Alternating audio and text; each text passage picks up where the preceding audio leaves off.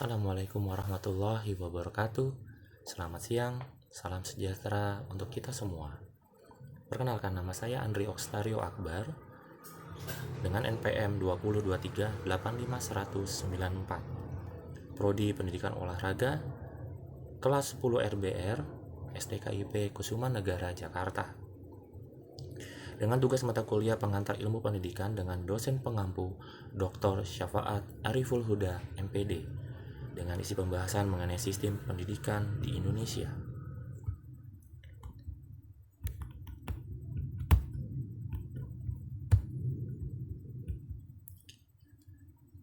Indonesia adalah suatu negara kepulauan yang berbentuk republik dengan jumlah penduduk mencapai 275,36 juta jiwa. Saat ini pendidikan Indonesia diatur dalam Undang-Undang Nomor 20 Tahun 2003 tentang Sistem Pendidikan Nasional. Pendidikan di Indonesia terbagi menjadi 3 jalur utama, yaitu formal, non-formal, dan informal. Berdasarkan jenjang waktu, pendidikan formal dibagi menjadi 3 tingkatan, yaitu pendidikan dasar, menengah, dan tinggi. Pendidikan dasar berlangsung selama 6 tahun di jenjang sekolah dasar, kemudian 3 tahun di jenjang sekolah menengah pertama. Pendidikan dasar merupakan program wajib belajar. Sedangkan pendidikan menengah merupakan jenjang pendidikan setelah pendidikan dasar, yaitu di tingkat sekolah menengah atas atau kejuruan selama 3 tahun. Dan pendidikan tinggi mencakup program diploma, sarjana, magister, doktor, dan spesialis yang diselenggarakan oleh pihak perguruan tinggi. Berdasarkan jalur pendidikan dapat dibedakan menjadi yang pertama, pendidikan formal. Pendidikan formal merupakan pendidikan yang diselenggarakan di sekolah-sekolah pada umumnya. Jalur pendidikan ini mempunyai jenjang pendidikan yang jelas, mulai dari pendidikan dasar, pendidikan menengah, sampai pendidikan tinggi. Pendidikan formal merupakan pendidikan di sekolah yang diperoleh secara teratur, sistematis, bertingkat atau berjenjang, dan dengan mengikuti syarat-syarat yang jelas. Sebagai lembaga pendidikan formal, sekolah yang lahir dan berkembang secara efektif dan efisien dari dan oleh serta untuk masyarakat merupakan perangkat yang berkewajiban memberikan pelayanan kepada generasi muda dalam mendidik warga negara. Pendidikan informal. Pendidikan non-formal adalah jalur pendidikan di luar pendidikan formal yang dapat dilaksanakan secara struktur dan berjenjang.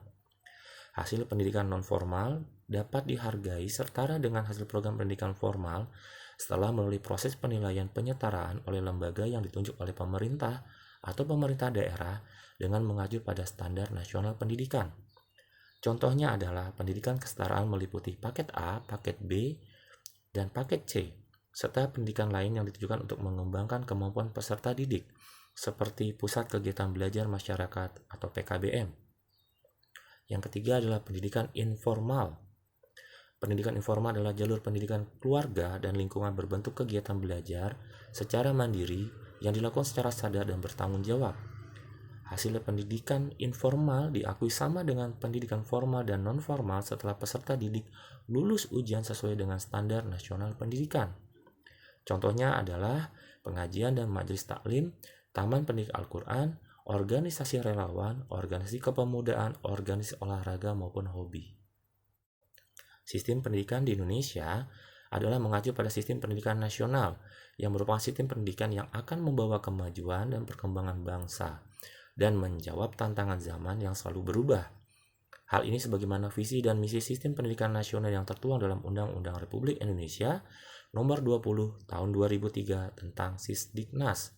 Sisdiknas adalah terwujudnya sistem pendidikan sebagai peranata sosial yang kuat dan berwibawa untuk memberdayakan semua warga negara Indonesia berkembang menjadi manusia yang berkualitas sehingga mampu dan proaktif menjawab tantangan zaman yang selalu berubah. Adapun misi yang diemban oleh Sisdiknas adalah mengupayakan perluasan dan pemerataan kesempatan memperoleh pendidikan yang bermutu bagi seluruh rakyat. Nah, tantangan yang dihadapi dalam sistem pendidikan Indonesia yang pertama adalah aksesibilitas dan kualitas pendidikan masih menjadi tantangan. Beberapa daerah di Indonesia, terutama di daerah terpencil, menghadapi kesulitan dalam memberikan akses pendidikan yang setara. Yang kedua adalah disparitas kualitas antara sekolah di perkotaan dan pedesaan masih menjadi permasalahan. Berikut ini terdapat suatu cuplikan video yang saya kutip dari YouTube mengenai gambaran pendidikan di daerah terpencil. Nah, beralih ke dunia pendidikan nih, Adam. Iya. Jadi siswa sekolah dasar di Cianjur, Jawa Barat ini terpaksa belajar di lantai. Iya, Tasya. Ruang kelas rusak serta meja kursi di sekolah mereka ini terbatas ya. Keterbatasan sarana dan prasarana penunjang belajar harus dirasakan siswa-siswi Sekolah Dasar Negeri Karya Sakti di Kampung Pasir Gede, Desa Salam Nunggal, Kecamatan Cibeber, Kabupaten Cianjur. Setiap hari siswa kelas 5 ini harus belajar di lantai. Sesekali mereka belajar sambil berbaring jika mulai pegal. Kurangnya ketersediaan bangku dan meja membuat mereka harus bergantian menggunakannya dengan kelas lain. Di belajar di UBIN nyaman nggak? Enggak sih, enggak nyaman juga. Gimana, dingin apa gimana? Nah, iya, dingin. Terus? Pegal? Iya, Pengennya gimana? pengennya ada bangku gitu sama meja. Kondisi ini mereka alami sejak awal tahun pembelajaran dimulai pada Juli lalu. Pemandangan yang tak kalah mirisnya juga terlihat pada sisi lain bangunan sekolah ini. Atap yang mulai keropos dan hampir ambruk, serta dinding yang mulai terbelah lantaran usang dimakan.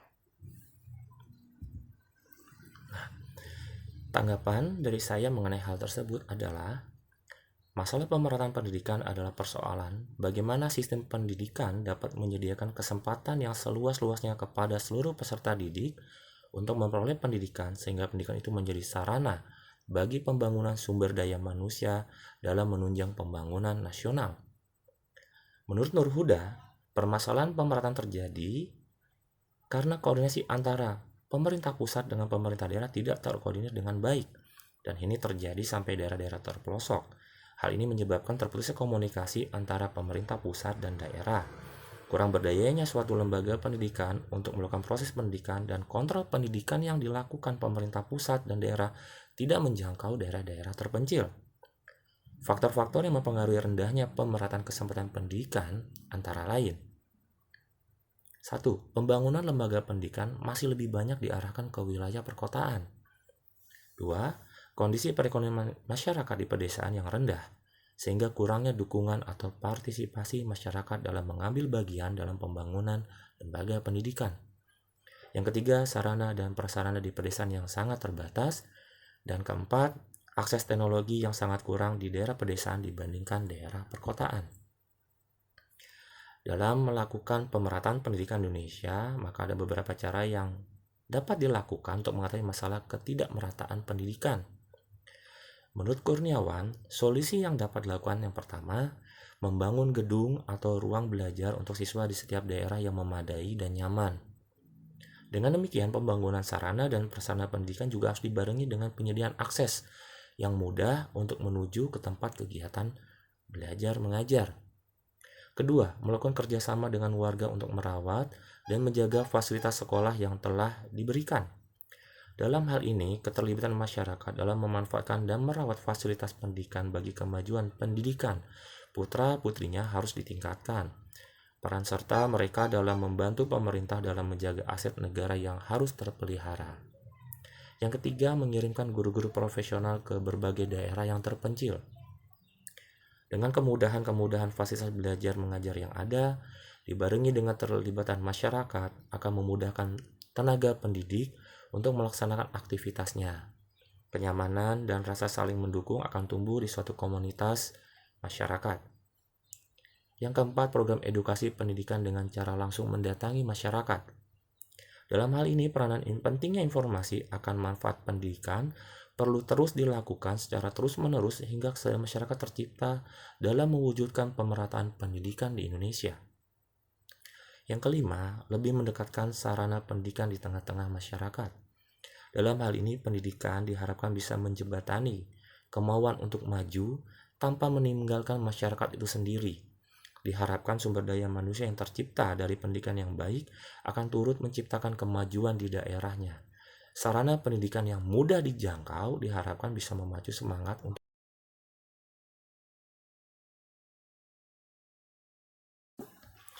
Sedangkan untuk poin nomor 2, dari perbandingan pendidikan di desa dan di kota, ada yang perlu ditingkatkan dalam konteks pendidikan itu sendiri dengan melakukan pengembangan pendidikan di tiap elemen pendidikan sehingga tak akan terwujud pencapaian yang baik menuju tujuan pendidikan, yaitu mencerdaskan bangsa baik di desa maupun di kota.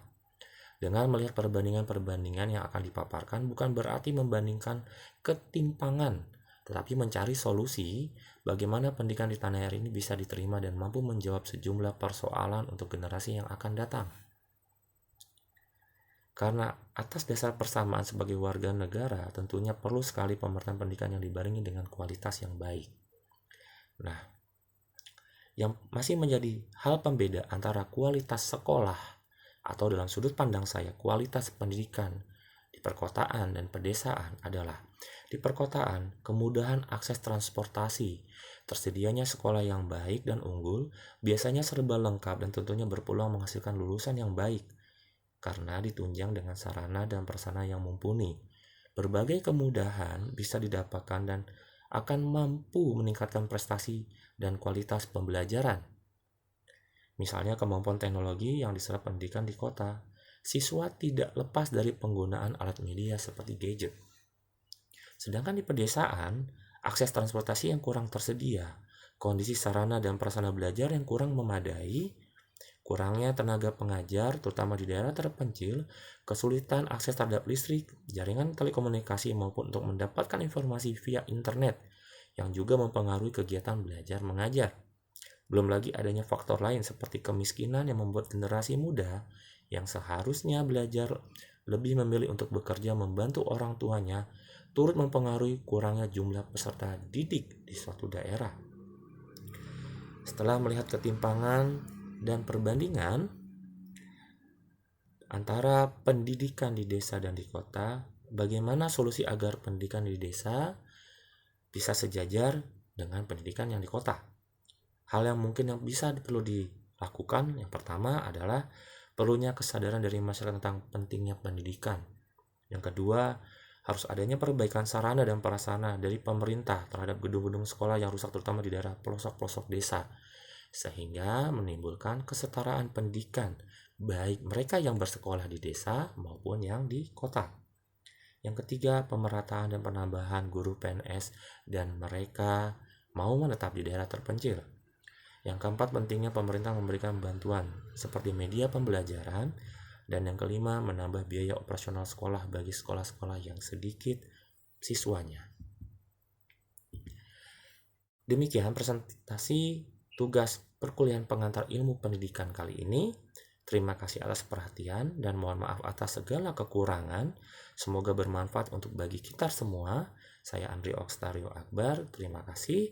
Wabillahi taufiq wal salam.